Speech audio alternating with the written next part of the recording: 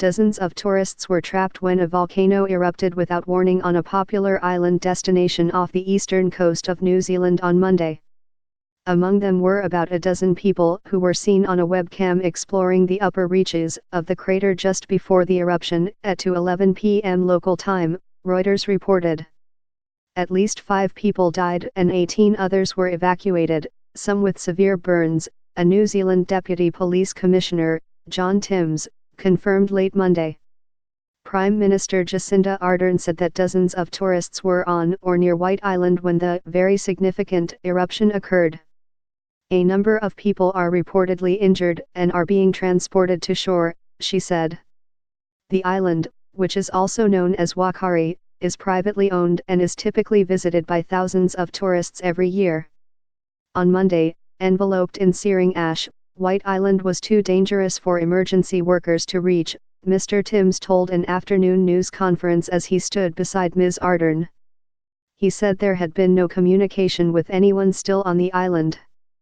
Ash and smoke made it difficult for cameras pointed toward the volcano to see anyone on the island.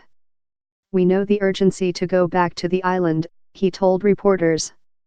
After speaking to reporters, Ms. Ardern traveled to Wakatan, the town closest to the affected area.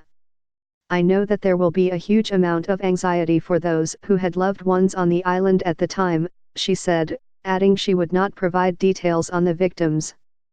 We don't have full clarity at this point and you'll understand why we're loath to get into speculation. Tourists from a Royal Caribbean cruise ship were among those who visited the island on Monday, the company said, but the company did not say how many went or address their fate. Mr. Timms, the police commissioner, said the police were due to receive a list of those who had gone to the island. A Royal Caribbean spokesman, Jonathan Fishman, said the company was working together with local authorities, and providing all the help and care we can to our guests and their families, including offering medical resources and counselling. Australia's Prime Minister, Scott Morrison, said in a tweet that Australians have been caught up in this terrible event and we are working to determine their well-being. GeoNet, the agency that monitors geological activity in New Zealand, initially raised its volcanic alert level to 4, on a scale where 5 represents a major eruption. The eruption was reported to have occurred at 2:11 p.m. local time. Several hours later, GeoNet lowered the alert level to 3, noting there was no further escalation in volcanic activity. Royal Caribbean Cruises did not say whether it had known of the warnings about the volcanic activity. White Island is about 30 miles from New Zealand's North Island. People who live along the coast of the Bay of Plenty, where White Island sits, messaged local news services reporting ash falling from the sky. The police have established a no-fly zone around the island and warned people living near areas that might be affected by falling ash to remain indoors and listen to the radio or television for news updates. Ashfall can contain jagged particles of abrasive rock or natural glass, and anyone exposed to it was advised to wear a dust mask or use a cloth handkerchief to cover their noses and mouths and wear goggles to protect their eyes.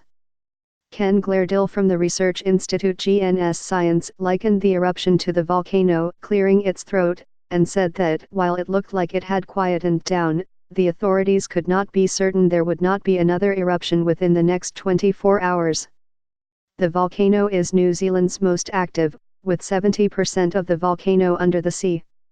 People were allowed to visit the island even after GeoNet had earlier issued bulletins warning of moderate volcanic unrest with substantial gas, steam and mud bursts observed at the crater lake. We've issued 2 or 3 bulletins in the last few weeks about the increase in activity, Brad Scott, a GeoNet volcanologist, said in an interview.